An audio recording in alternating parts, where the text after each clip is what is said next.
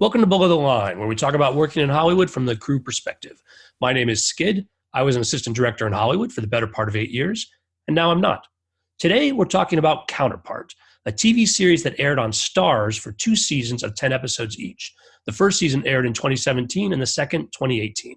The show was critically acclaimed but got low ratings. Starz did not renew it for a third season.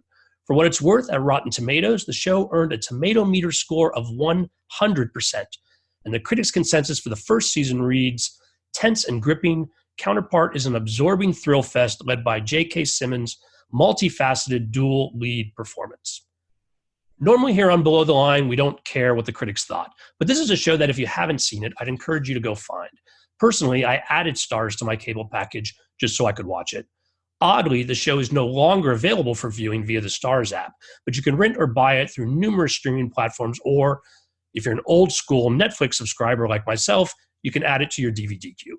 Now, the premise of Counterpart is such that I'm predicting we can have a deep dive discussion from the crew perspective without actually spoiling any plot points. So even if you haven't seen the show, I'd encourage you to stick around. We'll talk about the premise in more detail, but first, let me introduce my guests. Taylor Phillips, you were a first assistant director for the second season. Welcome to Below the Line. Thank you for having me. Hey, Taylor, nice to see you. You and I actually first met back in 2005 when you were a production assistant, and we worked together on Just Like Heaven, the movie starring Reese Witherspoon and Mark Ruffalo. That itself is a story we're going to save for another podcast, but tell our audience what you're working on now. Right now, I'm the first AD on The Rookie on ABC, procedural cop show. It's tons of fun. Again, a topic for another podcast. Well, thanks for joining us today. Next, we're joined by another first AD from Counterpart, Thomas Boucher. Thomas, welcome. Thank you for having me. So, Thomas, first season you were Counterpart's second AD, and you got promoted to first AD for the second season, which was actually the first time you first did. Is that correct? That's correct. And what are you working on now? Right now, I'm working on a secret-ish pilot for Apple called The Devil in the Dojo. So, can't say much more. But that's what that is. Not yet, but again, we'll expect you to come back and give more details when you're cleared. So, hey, thanks for joining us today. And then finally, in our fourth chair today is Angela Nogaro, who led the makeup department for both seasons of the show. Welcome. Hello. Thank you for having me. We're glad you're here, Angela. Your IMDb movie credits date back more than 30 years, and we could clearly spend multiple podcasts breaking them down in detail. I want to encourage our listeners to check them out for themselves, but because I know we're all interested in digging into Counterpart, just tell us what you're working on now. I'm doing the 4th season of 13 Reasons Why. That is a franchise that has gone longer than many people expected. Well, thanks for coming to join us today. Really nice to have you all here. And Angela, particularly you, because when I have just AD guests, they tend to go a little wonky when looking back at these shows. So I'm counting on you to provide a little more color. I think that's the reason Taylor thought I should be here. Thanks, everybody, for joining in. Okay, now we're ready to talk about Counterpart. As mentioned earlier, I think it's possible to have a conversation about this show from a below-the-line perspective that doesn't spoil the plot, because the challenges of filming this series are baked into the premise itself. So for the benefit of new initiates, let's spell out that premise. Howard Silk, played by J.K. Simmons, is a low-level employee at a Berlin-based United Nations agency called the Office of Interchange, or OI. Unknown to him, OI supervises the crossing point to a parallel world that was discovered in 1987. For reasons both large and small, the two worlds, which were identical at point of first contact, now have 30 years of divergent history. And as a result of this divergence, individuals from the prime world are very different from their counterparts in the alpha world. Or are they? Spackle on a layer of geopolitical conflict and intrigue, and that's what the show is about. Now, before we go deeper, I tried to be both pithy and informative, but let me know if there's anything you guys would like to add to that description of the premise. I think that gets it. Mm-hmm. That's pretty good. Yeah, spot on. Yeah, well, good. Thanks, guys. Okay, so let's unpack that a little from a crew perspective. What would you guys identify as some of the biggest challenges on this show? You know, for the ADs, it's certainly scheduling. You're scheduling across 2 continents, 10 episodes, cross-boarding. In addition, where, J.K. Simmons dropped 30 pounds between the first time we left Berlin and got back to L.A. So, we had to schedule, we had to make sure that we shaved his beard in the proper order. And, that's certainly some interesting challenges. Thomas and I think, shared close to 50 or 60 schedules throughout the course of just the first 5 episodes. Well, I want to break that down in a little more detail. So first, when you talk about scheduling back and forth, so you filmed in Berlin and in Los Angeles. That's correct. And it was not one episode on one side and one episode on the other, but a mix of all the episodes in both locations. Correct. Thomas has a way of breaking this down faster than any human possible, so I'll turn it over to him. Yeah, the challenge in the first season had a different pattern. So the first season we shot all 10 episodes in Los Angeles, and then brought all 10 episodes work of the Berlin portion over to Berlin and shot that in one cross-bordered 42-day schedule. Second season, they wanted a different approach in order to deliver episodes faster. So we did the first 5 episodes starting in Berlin, doing the entire Berlin portion. JK would come out for a week, do all of his work in Berlin for the stuff that he had to be in Berlin for 6 days or so. We'd go back to Los Angeles, shoot the first 5, and then shoot the last 5 in LA in their entirety, and then go back to Berlin for 6 through 10 on the backside. So it had some advanced scheduling challenges for sure in trying to figure out how to have JK be the version he needs to be in episode 5, and then go back to Los Angeles and have the version he needs to be at the beginning of episode 2, things like that, and having to incorporate all that and back time it that way. And then to further complicate things, we were finishing our first, our LA block, and I'm not giving anything away here because she's talked about it publicly, but Olivia Williams got cancer and basically came to us 4 days before we were supposed to leave and said, look, I can't come to Berlin, at least right away. So we had to scramble and shoot everything out that we were planning on doing in Berlin essentially right away. She had to do a 9-page scene, talking to herself essentially with about 3 days notice. So Thomas had moved on. He'd gone to Berlin, and I had stayed back to finish some of his episodes, stuff that I hadn't prepped. And then, on the flip side of that, he would do, a lot of stuff for my episodes. So it certainly, was a constant struggle to piece everything together in a way that made sense. Now, so given the nature of this show and its intricate plotting and intrigue and diplomacy, as I mentioned earlier, is that to say then that you had full scripts for all the episodes out the gate, or were there revisions and changes coming through in the course of filming, as, say, I'm more accustomed to on other episodic television? In season 1, we had all 10 episodes straight up, at least a version, and they were rewritten as we went on. One of the things that was difficult in that world and having all 10 was the world building aspect. So in creating a reality that doesn't exist and having to incorporate every department into that world building conversation, it just kind of evolved. But we had all 10 scripts. Second season, we definitely did not. It was definitely more conventional, and we had a few at the start, and we got them all on time, and we were able to get it all done as we needed to, but it was definitely more down to the wire. So do you think it was in the sense that the plot itself was changing as you were filming, or just was following an outline and just hadn't filled in the details? It was just more detailed out. I think just discovering things as we were shooting, especially when we got on the ground in Berlin, how we used the city as a character and in the locations became an additional character to the show. So I think that once Justin got on the ground there, he was able to kind of give it an extra layer and bring that to the show that it had in LA, but I think that it was enhanced when we got to Berlin, put it that way.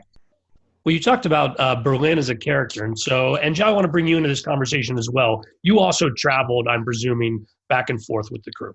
Yes. And did you take did the entire hair and makeup department travel together, or were you working with locals on location? God, no, it was only me. For both sides, hair, makeup, the whole trailer, you were the representative for the show. No, we had a hair department. Oh, very long, complicated story. We had a hair department that first season didn't work out as well as everyone had planned. And so they decided it would save them money to not bother bringing her, since it wasn't what everybody had expected it to be, the experience. So we just picked up a hair department in Berlin. They work differently in Europe than we work in America. So everybody there does both hair and makeup. So I was the only straight makeup artist, and then leapt into a department that everybody did both. So defining all of that, changing the system with how we worked was sort of imperative if it was going to continue. And because I was the only one who went back and forth, I did the entire cast, which made it a little more complicated. But I will say with internet and Sync on Set, which is a new platform that they have that you download, all of your continuity online, it was pretty seamless by the time we got to second season. We had a hairdresser in Los Angeles. I traveled over. They had all of the notes online, so they were able to get up to speed with every look that we had. So it actually ended up being fantastic. And the girls in Europe were amazing. I had an amazing department. Now, when you talk about the look that everyone had, I think that goes back to some of the things, Taylor, you mentioned earlier that JK lost 30 pounds and some stuff about beard. Was that in continuity changes or just over the course of time and with other considerations he had lost that weight or changed? Can I take that one? Yeah, absolutely. Can I take that question? Okay. So you owe me one. So so not only did JK plays two characters, so he lost 30 pounds for one character. That's where it got confusing because the other character did not lose 30 pounds. So when we had to sneak in the fact that this character was going through something traumatic and had lost all this weight and had ended up growing a beard, the scheduling on their side and on my side to try and make this all come together became very difficult because the other guy that he plays is supposed to be fine. So that's where we got into quicksand. I mean, we survived, but it became an issue. And he was very insistent upon being able to maintain this look that he worked so hard to achieve. Yeah. So basically we got to the end of our first Berlin block and we saved all of his scenes for the end of the first Berlin block. So when we left, we basically had 2.5, 3 weeks of prep before we got back to LA. And in the story, the Howard character gets thrown in prison, and so he's there and he's losing a bunch of weight. So that he took that opportunity to grow a beard and drop a bunch of weight, and then we had to pick up with him as Howard when we got back to LA up until the point he shaved his beard. So we had to build a whole set in downtown LA, and we had directors flip-flopping, and our director who was supposed to do the first episode, I think ended up, I think he was able to buy a house with the amount of money he made because because of those scheduling issues, his span just essentially doubled. Yeah, essentially you have X number of days to shoot the episode, but because you're shooting all of the episodes, it's just spread out over, it sounds like months before you're even finishing episode 1. Yeah, I mean, I think it was 4 to 5 months for episode 1. It was a bit. Well, let's talk some more about the challenges of shooting doubles. Not only are they playing two characters, but there are many, many scenes where they're interacting with themselves. What's that like from both? I can imagine challenges for the makeup and hair department, yes, and also for scheduling. How do you actually get that done? Thomas, you want to take that? Yeah, sure. So I think the main, from a scheduling perspective, I think that it's more about just, I mean, obviously you have to accommodate a little bit of extra time for the visual effects of it. There's a lot more time placed in preparation and adhering to a more strict shot list when possible. And not to say that there's not room to adjust. It's just that it has to be laid out for the VFX of it all to tie everything together. I think that it's probably more difficult on the other departments, like Angela's department, and having to have some sort of difference between the two characters, but not too different to where it breaks our schedule and makes our lives difficult. We tried to kind of work in harmony to make that work and fit certain time frames, and had a very honest dialogue about it. But it's also finding these doubles and finding these people that could do the opposing lines. So you'll have JK doing his dialogue for Howard Alpha on the Alpha side, and he's talking to Howard Prime. His stand-in and one of his good friends, John Funk, has been a stand-in for years, and he would act opposite him. He was his acting double as well, and they look similar, and he was his body double. But finding that for every character we had to double along the way got into the dozens, and having to find acting doubles in Germany for English-speaking actors and flying them out of England to bring them to Berlin. It was a lot of chasing to make that work. Yeah, I mean, we had there's a scene in end of episode 9 that I won't give away, but there was 5. I think we had 4 counterparts, and each of those people had to have a stunt double as well as an acting double. So we, over the course of 2.5 days, and basically we had, I think, 4 days, Angela, we waited to the last possible minute to cast these people. So we had to have an African-American, we had to find an African-American stunt double and photo double in Berlin that, was of a certain age and could speak English. And we just didn't get all of those things. Right. But I will say, by the time we completed all of this, we actually achieved this so successfully that it's seamless when you watch it. You don't actually know. We really did. It came together so beautifully. You watch these scenes and you would have no idea that they're 2 separate people. Yeah, I mean, we had such a finite, just specifically for that scene, we had one actor who was only available. We had to fly him in from London, pick him up at the airport, bring him to set. Mira, the actress played Mira, was only available on that Sunday. We had to pick her up from the airport. Our guy who played Juma then had to leave. We had to basically shoot the other side of the scene without him the second day. And then to further complicate it, we had to do it all out of order because we had to do the ending first for those reasons. And then to further complicate matters, the location that we had, Tempelhof, we had 1 day that we could shoot that. So it was this crazy house of cards that it's a miracle that it actually got pulled off.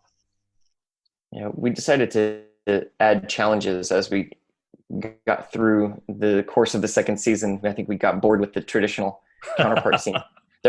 We did have one where we tried to outdo ourselves it's episode 206, where we had a scene that had 10 characters existing in one room. And we wanted to shoot that as a oneer and have it be one shot with all 10 people. So you can't utilize true doubles in that sense. You can't use these acting doubles. It just doesn't work because obviously it's not the same person. So we had 2 sets of twins. We were able to cast 2 characters as actual twins, identical twins. And then for the ones that did not have twins, we would literally have them walk out of a door, run down the hallway, take off a jacket, step in another door as the other character. And we did it all as one shot. And I think we did 3 takes and we nailed it. It was magnificent. It was one of those things where we're like, oh, that was something fun and special. It's sort of right smack in the middle of the episode. You go right through it and you're like, I don't think I've ever seen that before. It's fun. Wow. So people playing both characters in the same shot managed to fill in on both sides. That is quite incredible. I can't imagine. Yeah, it took some careful mapping, certain accommodations from the art department to provide doors and walls where there weren't any, so that we could get characters into a certain position to make this even work. It took a lot of accommodating. There were costume representatives in the hallways with costumes standing by, literally a guy jumping into coveralls and zipping them up, and he's running in out of breath at the end of the scene. It's great. It worked really, really well. You can't tell. It's great. Well, with the challenges you described, tell me a little about how the actors took to all of this. Not only the scheduling, which, yes, you're doing it to accommodate some folks, but that also makes it more difficult for others. And the back and forth in hair and makeup and just having to change and be these unique characters on both sides of the Alpha Prime split. Everybody was down for the show. Everybody loved the idea that they got to play 2 people. So really, with the exception of JK and his beard and his weight loss, everybody was very accommodating because they really loved both sides of the paradigm that they were able to act, So everybody we just did it. it wasn't even a thought. We didn't have a chance to do this. It was, okay, out of that, look into this, look out of that, look into this.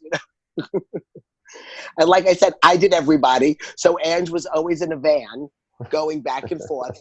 Ange spent a lot of time in vans. But they were great. They were great about the whole thing. Yeah, I mean, I think you had JK down to, going between Alpha and Prime in 30 minutes, which is pretty remarkable. Right. Wow.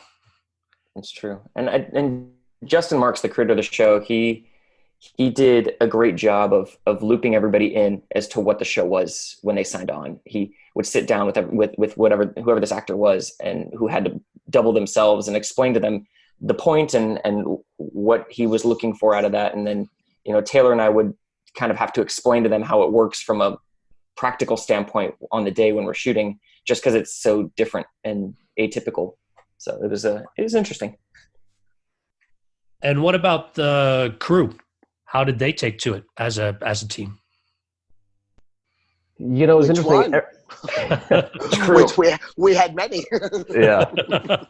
Well, so talk some about, how much crew stuck through? Was there a lot of change mid-season, between seasons? What was it like, crew atmosphere? I'll let you guys take that because I wasn't there season 1. I mean, the LA crew was largely the same from seasons 1 to 2, even though we had a significant break in time between the 2 seasons. I think everybody that was a part of it in the first season wanted to be a part of it in the second season. I think there were only two major departments that weren't the same. I think everybody really enjoyed what we were doing and knew that it was something different. So it was nice. And the German crew was almost exclusively the same. It was almost entirely, I think we only didn't have 5 people or something like that from season 1. It was great to have that kind of continuity. So you create a visual language in the first season, and then you come back into the second season and it's like, okay, well now how can we make this even better? How can we take something that we figured out pretty quickly in season 1? We had some difficulties for sure. We definitely had our own our problems in season 1, but in season 2, I think, we figured out a way to do this and challenge ourselves to make it different as well. And it was a nice experience to have, I think. Yeah, I was very impressed with our German crew. Just very German, very efficient, obviously. But they have a lot of ways of doing things there that I think are better in a lot of respects than how we do it here. As first ADs and having to manage schedule and such, was there an entirely different set of rules as far as lunch breaks or grace or any of the did you have, and I'm guessing you probably had German seconds or seconds to assist? Yeah. How'd that sort out for you guys? Well, just an example on my show now, The Rookie, we get our script basically 8-9 days out, and then we're basically publishing a schedule 3 days into that. In Berlin, we had to have our schedule locked 3 weeks out because that's how the German government operates. So 3 weeks out before you really settle, you're basically committing to a plan. Before you really had a chance to sit with the script and figure out how you're going to shoot it, you have to say, okay, these are the times. And we basically went through and, this is one of the shows where you actually write out exactly how long each scene is going to take, and you publish that. Say we're there from 4 p.m. to 6:30, and everybody signs off on that's the plan. In LA, it's not quite like that. So it's definitely an adjustment, at least for me, to suddenly have to say 3 weeks out, this is what it is. It's amazing to see how efficient we actually can be. Yeah. As opposed to just filling in the allotted time of 12 to 14 to 16 hours. Mm. Because they have a 10-hour work schedule. So we're not allowed to go over that. We did most of the time, but not by a lot. Not like what we do here when we do 16-hour days. No, yeah. If you go over by 30 minutes, it was a big deal, and you better not do it consecutive days. And you don't have the union structure of rules there, whereas, meal penalties and grace and things like that. But it's more that it's a legal thing. It's a government thing to where you can't labor work laws. Somebody. It's literally a German labor law. You can't work longer than 10 hours or 11 hours elapsed per day. Turnarounds are longer. It makes scheduling very interesting. And like Taylor said, having to turn that in 3 weeks in advance, it just meant that, you're a month out, and I'm literally sitting on the floor in the locations office trying to figure out how we can combine these things to make it work and find a way to put this all together in 2 countries. It's bizarre. And in some cases, you don't have you've maybe had your director for a day or 2. So it definitely presents some challenges. If we had some director show up and you just said, "This is what you're doing." Happened more than once. Yeah. More than once. And in true European, fashion, if you try to cut their lunch by less than an hour, it's an uproar. Yeah, the Europeans like to sit and have their lunch for an hour. You don't mess with their food. You don't mess with their lunch. Don't mess with the coffee. It's a great way to work, I have to say. I really enjoyed fabulous. It's a great way to work. It's a great way to work. I mean, I was going to say with this kind of scheduling, I would think for all of you, does that mean you got a little bit more downtime in Berlin? You got to enjoy the city for actually what it is? Or you guys were filming all that extra time anyway? It was nice to have an extra 2 hours every night. You got actually a little bit of rest, and my family came out, which was nice.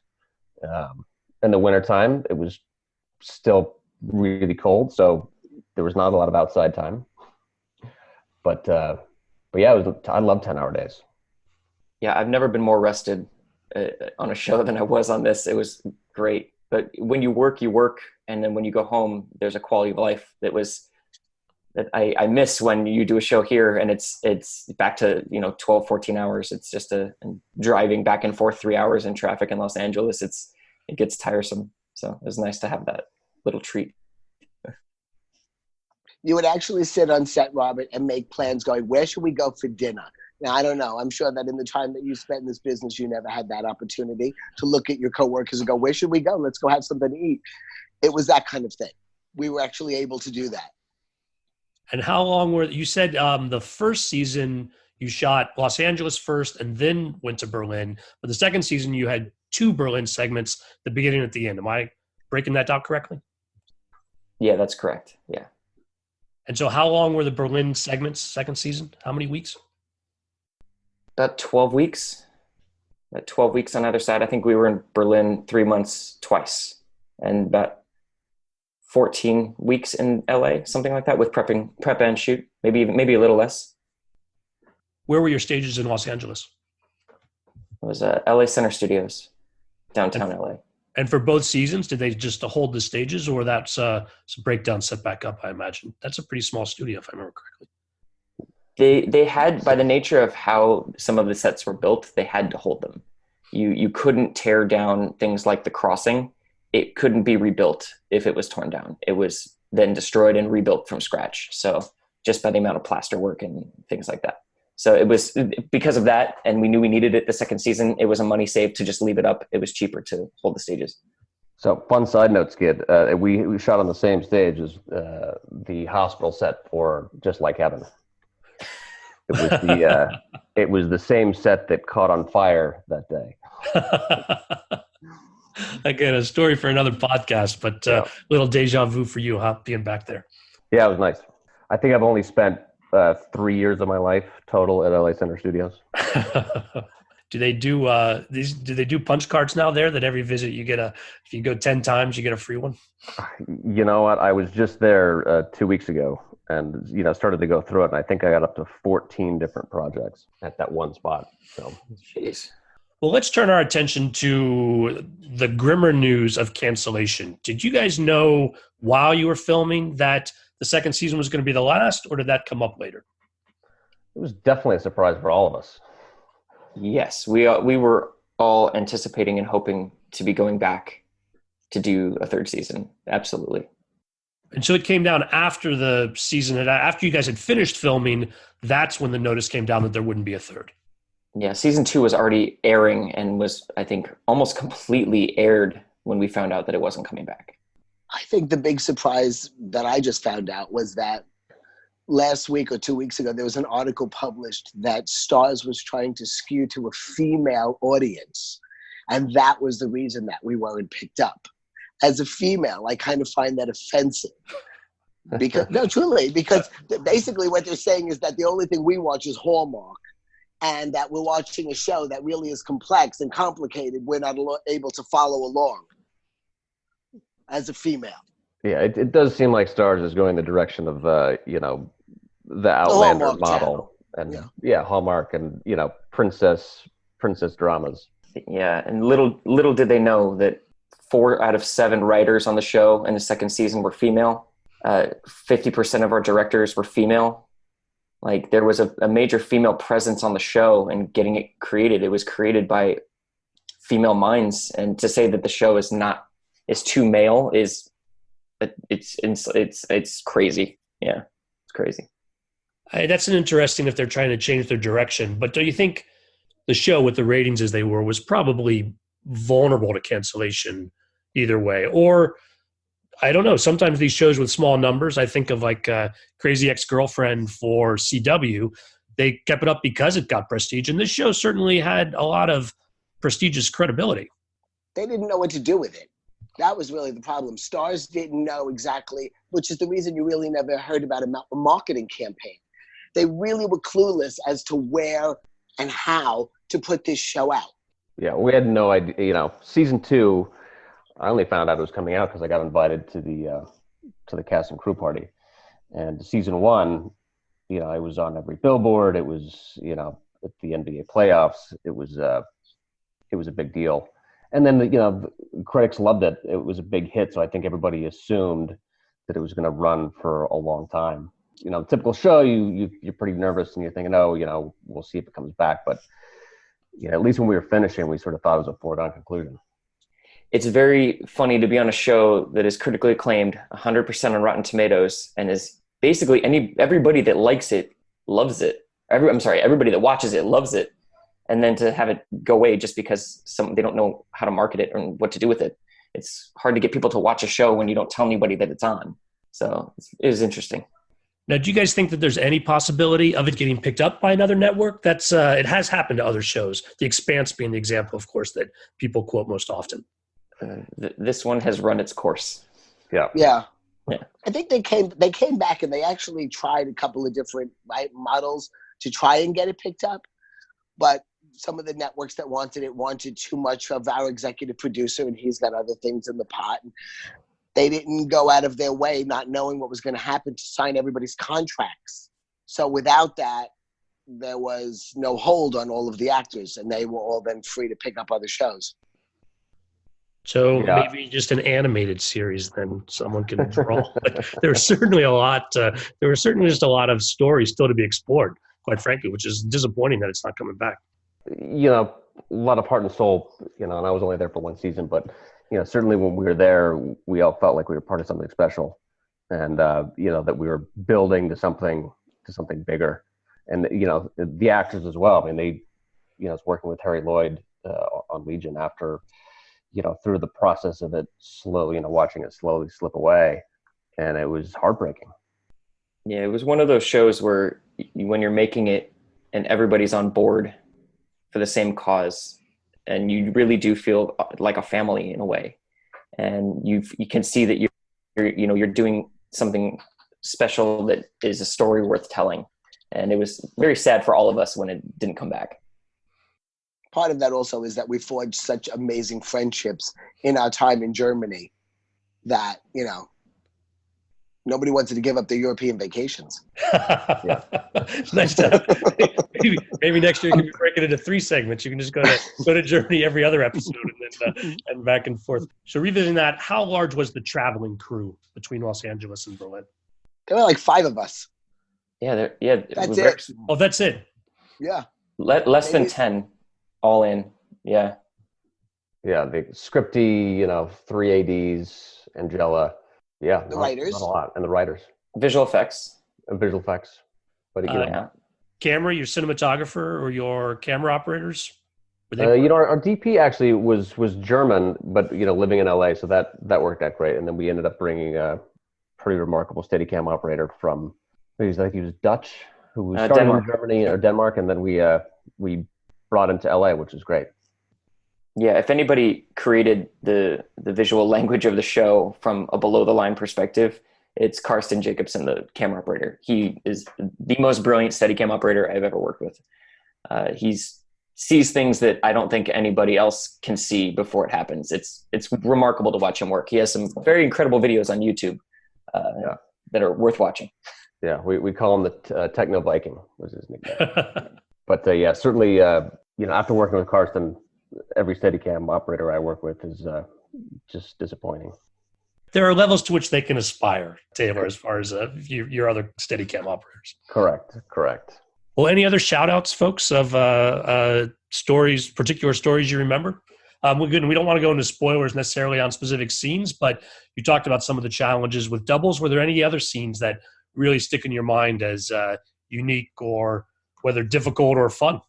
Our bridge sequence in the first episode, I think it didn't get above 7 degrees was the high on that day.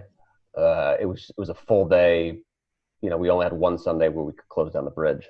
We had to do, it was 6 or 7 pages plus stunts and, company moves. It was just a massive day. And, the weather presented its own challenge because, you just could never get warm. So, should point out that was also the first day of shooting of season 2. Yeah, that's right. Because season 2, you opened in Berlin for the start of season 2. Yeah, shooting on a Sunday. That was our first day. Yeah. It was memorable. Crazy. But only 10 hours. We get it all in 10 hours. 10 hours in 1 minute. 10 hours in 7 degrees is a long 10 hours. It's great. Very long. I was living in an apartment down the street from where they were shooting, and I was still in prep. So I just walked down there. I had my coffee, got to say hi to everybody, and watch them go, and seeing what everybody was doing, and Taylor out there with the microphone and the speaker talking to everybody. It was pretty cool to see a large scale thing day 1, season 2. It was very fun. Yeah, that's one of my favorite scenes to watch, just because it's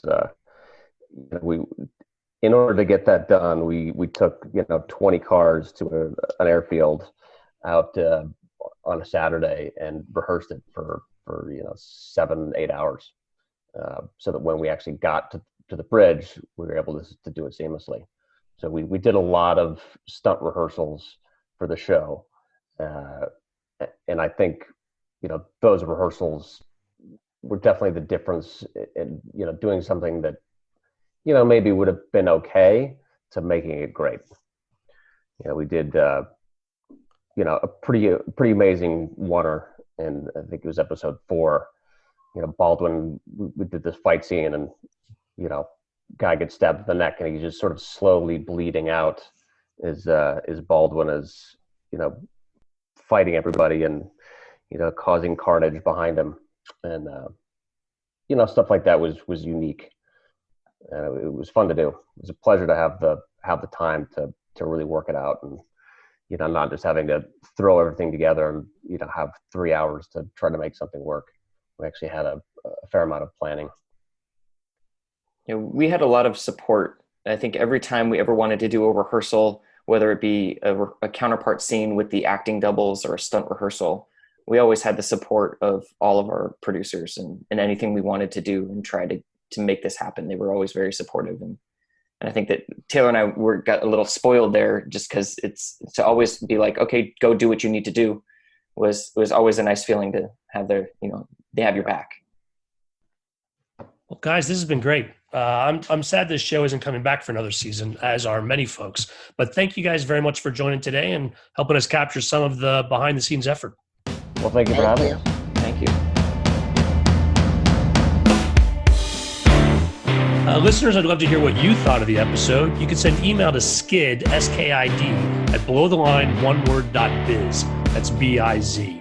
I also appreciate your feedback via iTunes, where I review your ratings and comments, and Facebook, where I post photos and other behind-the-scenes materials at Podcast Below the Line. Finally, you can follow the podcast on Twitter and Instagram. It's at Pod Below the Line. Thanks to Curtis Bai for our music and John Wan for our logo. The logo is available on t-shirts, mugs, and stickers at redbubble.com. Thanks for listening. Join us for another episode in 2 weeks.